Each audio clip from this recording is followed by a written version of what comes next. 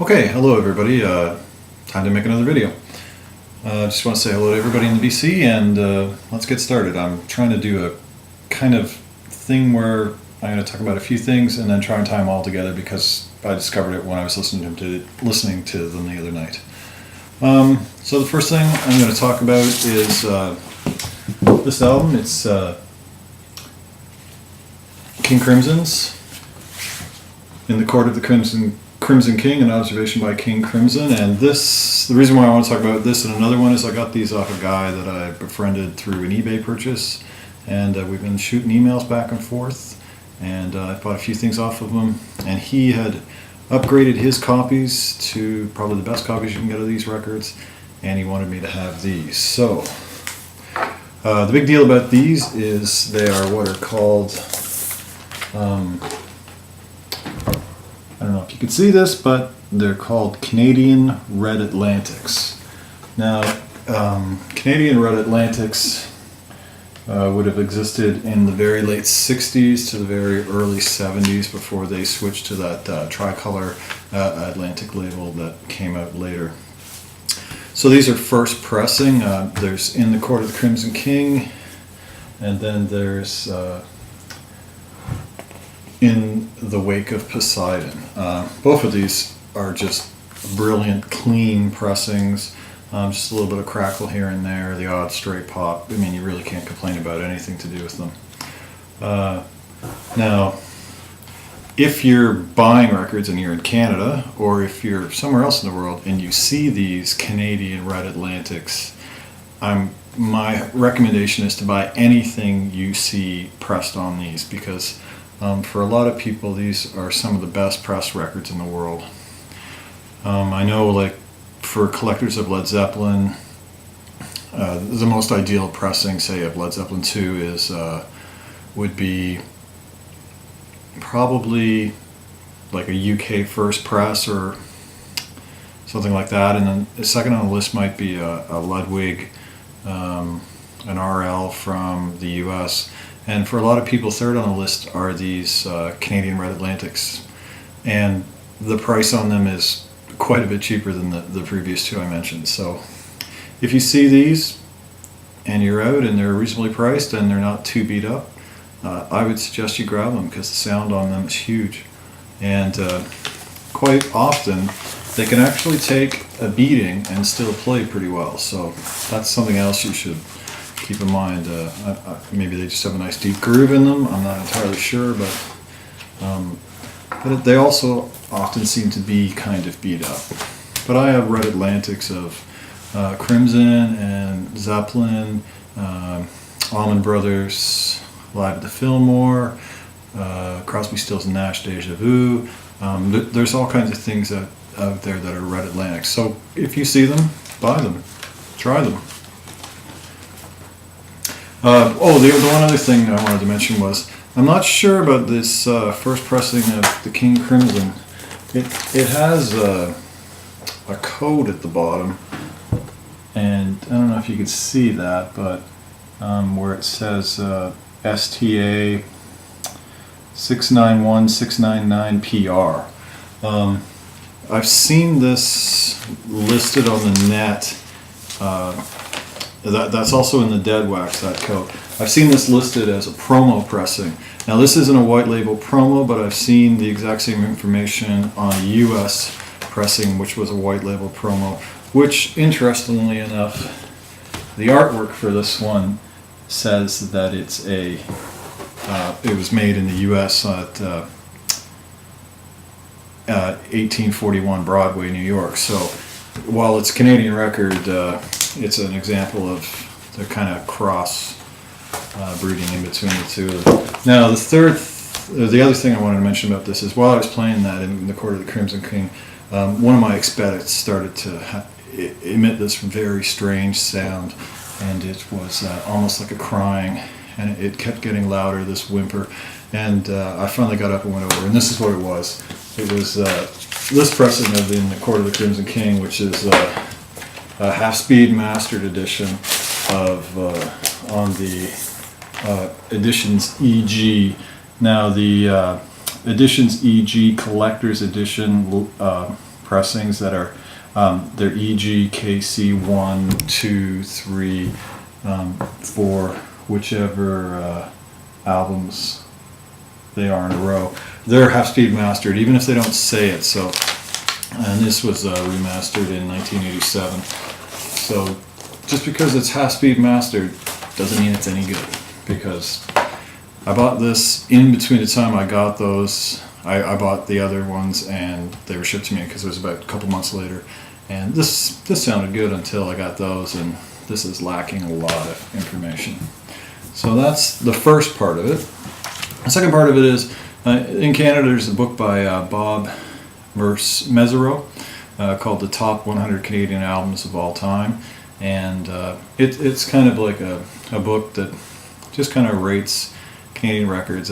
And funnily enough, you know, there's only 8 Neil Young albums on the top 100 list. So, you know, is Neil Young still Canadian? Don't let me get off on a rant about that. But the other point of the list is there's only 4 French Canadian records on this list. 3 of them by Harmonium, every Harmonium album, and 1 by Jean-Pierre Ferland, an album called Jaune. And so Jaune, or Yellow, has been on my kind of bucket list for quite a while, my Grail list. And recently I was able to track a copy of it down. And this is a French-Canadian folk LP. And it was recorded in 1970, and it's kind of all over the place. It's folk. It's a little trippy. It's a little psych. It's a little funky at times. So have a look on YouTube and see if there's any tracks on there. See if most of the songs are in French, but some of them aren't. God is an American is one that isn't in French, and I don't know. See if any of the tracks are on YouTube. So it was great to find this. I found it for $2 in a thrift shop, and it's on the Barclay label. And this is not a first pressing of this record. This is a from the plate, the matrix information. I think it's the 4th plate that was made, and the cover is not a gatefold, so it's split, but it's not a gatefold. But it came with the original inner sleeve, and this inner sleeve has his next album on it, so it's definitely not early in the run. But this was a huge album in Quebec. In the rest of Canada, it never really got much play. But in Quebec, this sold 60,000 copies in 1 year. In Canada, gold is 50,000. So for this to sell 60,000 records basically in Quebec and maybe a couple of the other French pockets in Canada, that was pretty big. And this was Jean-Pierre Ferland's 10th record.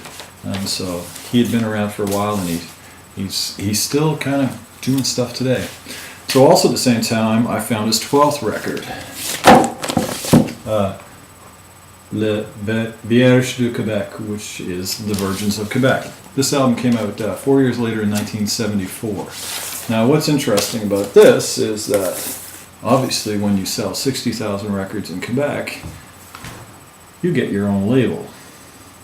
And so I'm not sure if anybody's ever seen this before, but this is the Jaune label. So it's kind of funny. And this again is the same kind of French-Canadian folk, you know, all French. This is in what's called a unipack, which the record slides in here, which means these edges always split. And this is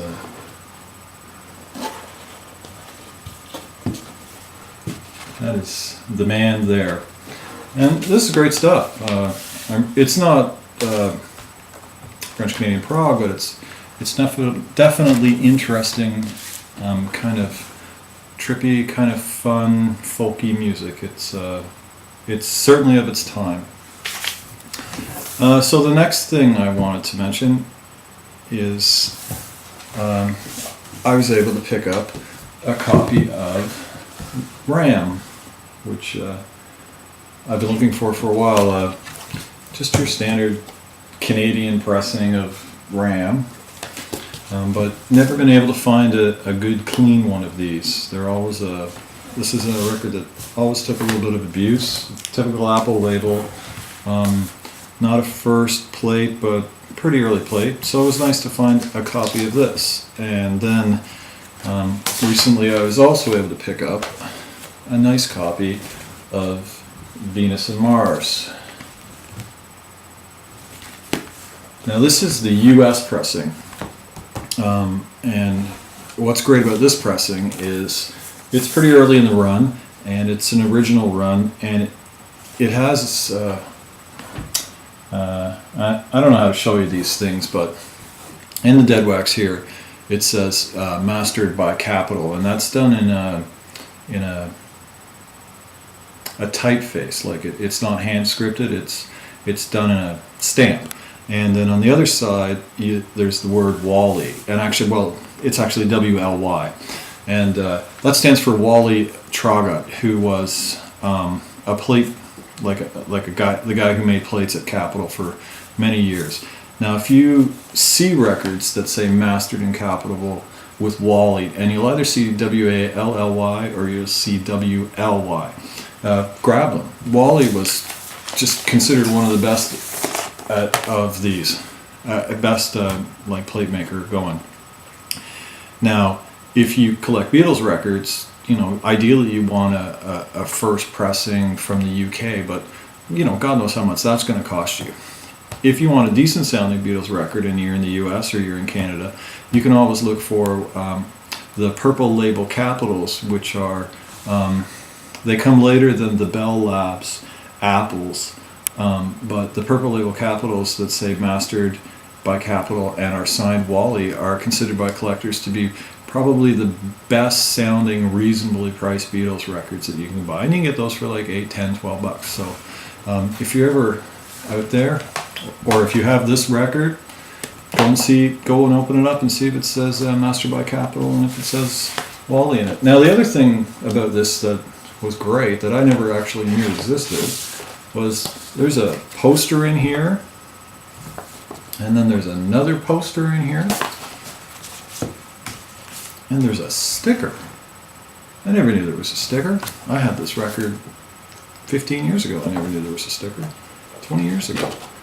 And then there's even a sticker that's like an astronomical layout of the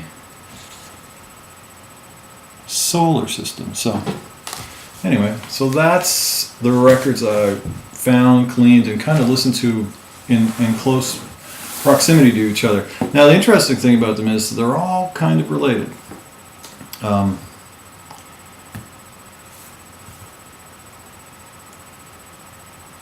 The Ram album had a guy named Dave Spinoza playing on it, and he was a guitarist. Now, subsequently, Dave Spinoza and Tony Levin were the session musicians on Jean-Pierre Ferland's Jaune. And of course, we all know that eventually Tony Levin went and played bass with King Crimson. So, you know, not the greatest tying of them all together, but it's what I came up with. Anyway, that's all I wanted to say for today, and have a great day and keep the record spinning.